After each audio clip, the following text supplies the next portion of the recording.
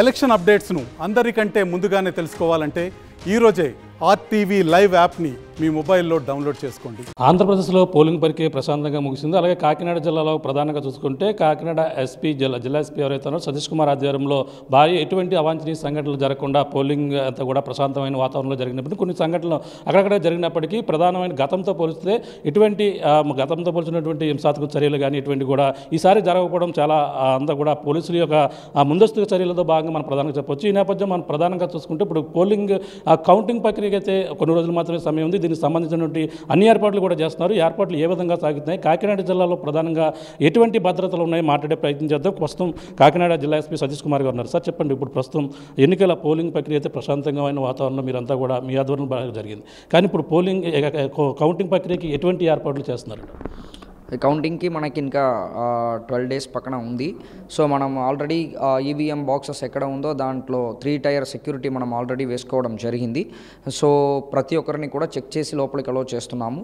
అదేవిధంగా మన కౌంటింగ్ రోజు కూడా 144 సెక్షన్, అదేవిధంగా పోలీస్ యాక్ట్ 30 అమల్లో ఉంది కాబట్టి ఎక్కడ కూడా ప్రజలు గుమ్మిగూడడానికి అవగాహన లేదన్నది మనం ప్రతి ఒక్క గ్రామంలో కూడా మనం అవగాహన ఇస్తున్నాము. అదేవిధంగా ఆల్ పార్టీ పొలిటికల్ మీటింగ్స్ కూడా ఇప్పుడు వరకు కండక్ట్ చేయడం జరిగింది. దాంట్లో ఉన్న ప్రతి ఒక్క లీడర్స్కి కూడా అవగాహన కూడా ఇవ్వడం జరిగింది.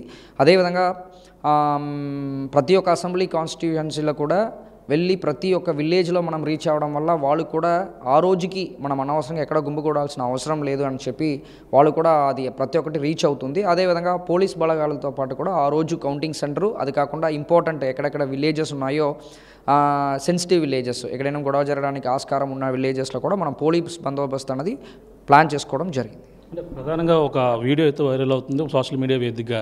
అంటే ఈ యొక్క కాకినాడ టౌన్తో పాటు అలాగే పిఠాపురం నియోజకవర్గంలో ప్రత్యేకమైన ఫోకస్ పెట్టారు. అలాగే ఇంటెలిజెన్స్ కూడా అలర్ట్ అయిందని ఒక వీడియో కూడా హల్చల్ అవుతుంది. ఈ పరిణామాలు ఎలా చూడాలంటే? నాకు తెలిసిన వరకు ఇంటెలిజెన్స్ అనేది అంటే ఎక్కడ కూడా అఫీషియల్గా ఎవరు దాన్ని చెప్పట్లేదు. అది అలాగా ఒక రూమర్ లాగా ఉన్నట్టు నాకు భావిస్తున్నాను.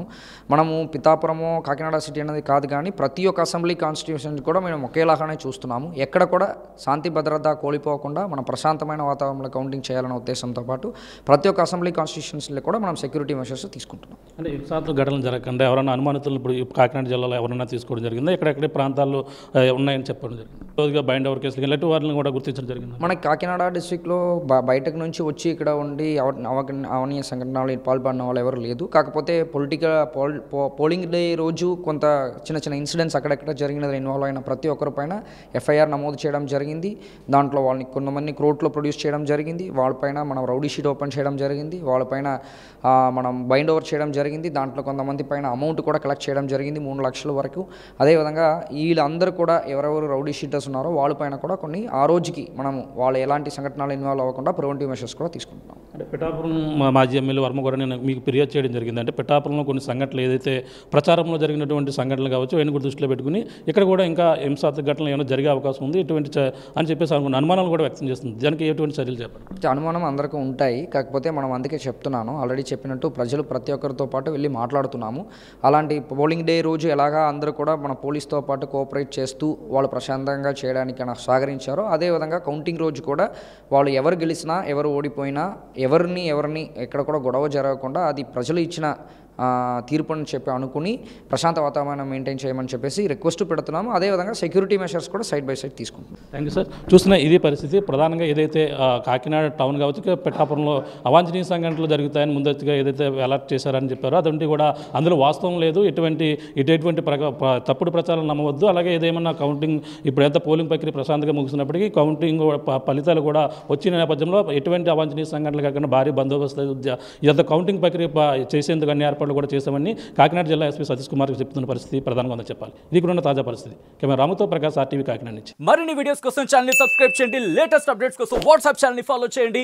అండ్ లింక్ డిస్క్రిప్షన్ లో ఉంది.